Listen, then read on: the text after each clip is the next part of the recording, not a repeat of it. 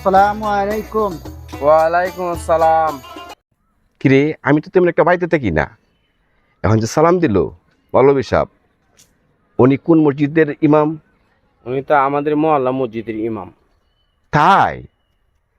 শরীরের কি পারফিউম লাগায় চলতেছে। আচ্ছা, এই মৌলভী বেটার বেতন কত? মাত্র ৬,০০০ টাকা বেতন। ৬,০০০ টাকা বেতন? জি।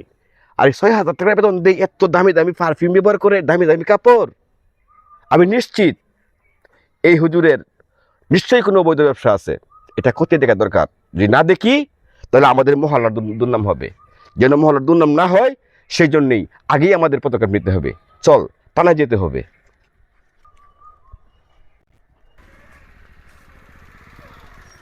আসসালামু আলাইকুম। ওয়ালাইকুম সালাম। কেমন আছেন? এই তো আছি আলহামদুলিল্লাহ। আপনি কেমন আছেন? জি আলহামদুলিল্লাহ। তো ভাই ঢাকাতে কবে আসলেন? এই তো গতকালকে আসছি। আমি আপনার এখানে যেতে চেয়েছিলাম, রাস্তায় দেখা হয়ে গেল, খুব ভালোই হলো। আপনার সাথে একটু পরামর্শ করতে যেতেছি। কি পরামর্শ ভাই? আপনি আমার কাছে আইছেন, সমস্যা নেই, বলেন। আছে একটা পরামর্শ। আমাদের মহল্লার হুজুর আছে না? হ্যাঁ হ্যাঁ, আপনাদের মহল্লার হুজুর। জি। আমি চিনিও নাকি, উনি তো খুব ভালো মানুষ। কি বলেন ভাই, উনি ভালো মানুষ? আপনি তাহলে এলাকায় যান না, এলাকার খবর রাখেন না। আমি আমি ৬০,০০০ টাকা বেতনে চাকরি করি, তারপরে ব্যাংক থেকে ৬০,০০০ টাকা সুদ আসে। এই ১,২০,০০০ টাকা দেয়া আমার এই ছোট্ট একটা সংসার চালাতে গিয়ে হিমশিম খাচ্ছি। কিন্তু আমার প্রশ্ন হলো, ৬,০০০ টাকা বেতনের চাকরি করে এই মহল্লার হুজুরে দামি পারফিউম পরে ঘুরে, সুন্দর জামা কাপড় পরে ঘুরে। আমার জানতে ইচ্ছে করে উনি কীভাবে চলে এই ৬,০০০ টাকা বেতনে।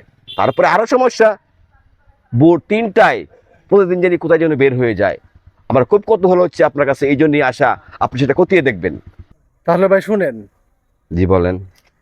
একজন হুজুরের নামে কিছু বলার আগে একটু ভেবে চিন্তে বলবেন। না, ভেবেই বলছি ভাই, আপনি একটু খতিয়ে দেখেন। বিষয়টা হলো, আমি হিসাবটা আপনাকে দিচ্ছি।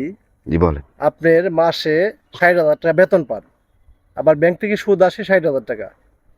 আচ্ছা ভাইজান, আপনার ওয়াইফের শপিংয়ে মাসে কত টাকা লাগে? তো ২০-৫০ হাজার টাকা তো লাগেই। ৫০,০০০ টাকা। আপনি নিশ্চয়ই বেনসন সিগারেট খান। এই তো অল্প খেতে হয়। পানিটা মানে একটু খান।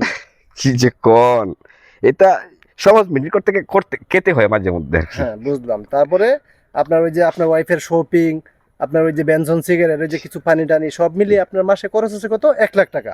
জি জি। ১,০০,০০০ টাকা খরচ হলে আর একটা হুজুরের কত খরচ আপনি শুনবেন? বলেন শুনি। হুজুরে তার বউয়ের জন্য ৪০০ টাকা দিয়ে একটা জামা কাপড় আনে, জি। ৫০০ টাকা দিয়ে একটা ৩ পিস আনে।